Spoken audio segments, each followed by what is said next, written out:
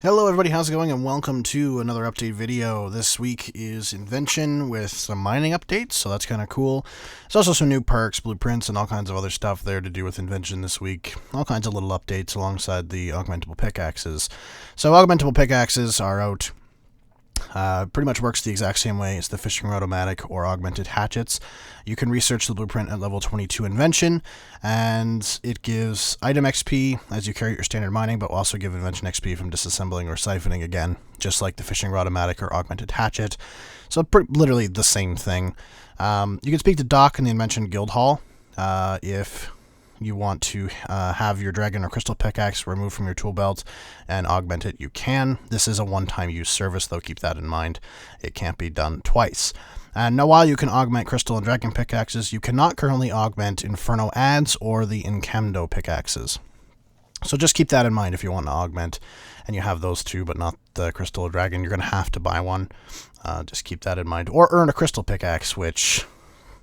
have fun. Have fun with that. Good luck. Besides that, there's other interesting stuff there going on with Invention, including a couple of perks and stuff. There's also faceted and clockwork components that were just released. They are two brand new rare materials for Invention. Like any other rare component, you have to discover them before you can use them to fill a gizmo, and you'll need level 55 Invention to do this.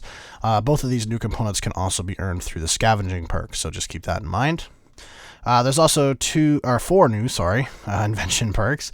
There is flanking, so essentially if you're attacking an enemy from behind or the side, it will use this perk, and it goes up in ranks from 1 to 3. However, because of this, depending on what you have on your action bar, some stuff it may have to be changed, because the following basic abilities will no longer stun an enemy, but will instead receive a 40% damage boost per rank, so up to 3. Backhand, which is the attack one, Binding Shot, ranged, and Impact, which is magic. Also, the following threshold abilities will also no longer be able to stun an enemy, but will receive a 15% damage boost per rank. Forceful Backhand, Tight Bindings, and Deep Impact. So just keep that in mind. And again, if you attack the the enemy from the front, you can't really do flanking. It will act as a regular normal attack, and those stun abilities will act as normal. If you attack from the side or behind, then the flanking perk will use its effect, so just keep that in mind. Crystal Shield, ranks 1 to 3. I have something stuck to my foot. Get that the fuck off my foot. Crystal Shield, ranks 1 to 3. The Crystal Shield is a defensive perk, and it works in 2 phases.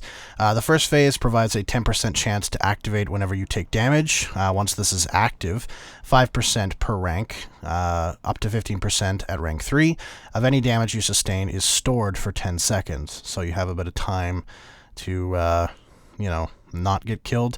If you don't have food, though, I don't know, it's stored and then comes back at you and hits you after that 10 seconds. That could be damaging. That could be pretty bad at bosses, actually, if you actually take that damage.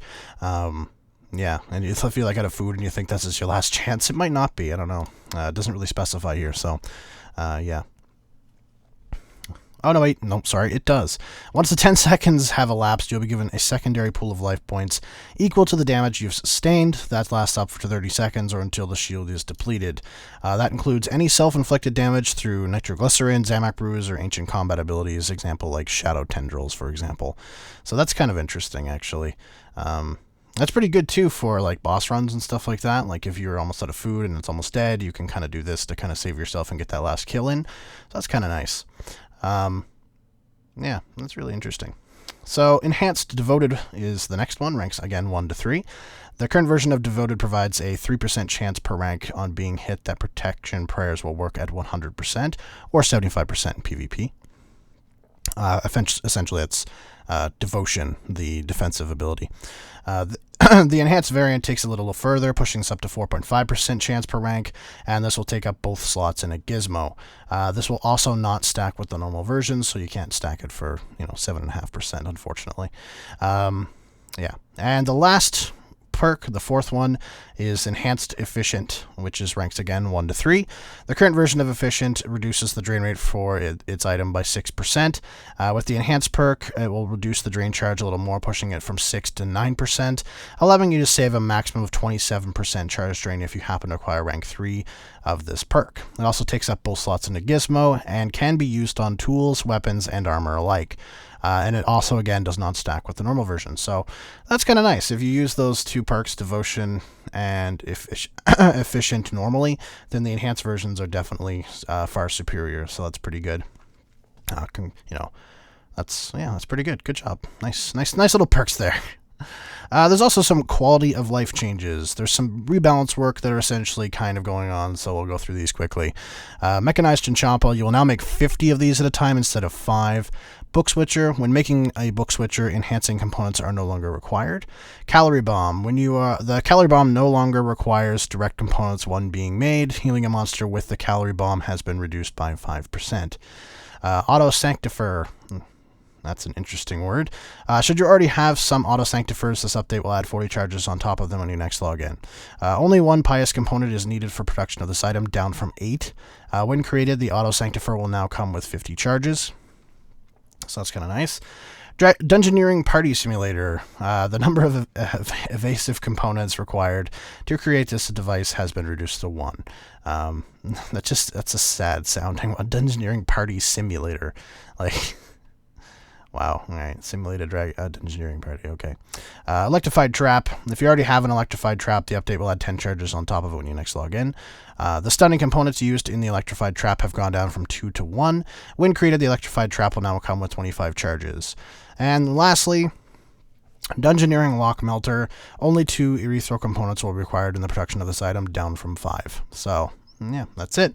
That is literally it for the Invention updates and stuff. There are patch notes, of course, the week's live streams, which are literally the same as every other fucking week. RuneFest Facebook event is also on right now, so if you want to win some cool stuff, just go and join their Facebook event. And they also have it on Twitter, I believe, as well. There's 12 days left in that, so go to their Facebook page and figure out what's going on and join it up and, win some stuff. There's also a Facebook Live Q&A with Mod Raven on the 8th at 1400 game time, so 1 p.m. GMT. So yeah, if you want to have some Q&A stuff going on about RuneFest, RuneScape, and with RuneScape Idle Adventures now in beta, live beta, there's also some questions about that, I would imagine, as well. So that's pretty much it for the news this week, guys. Thank you much for watching, and I will see you all next time. Peace.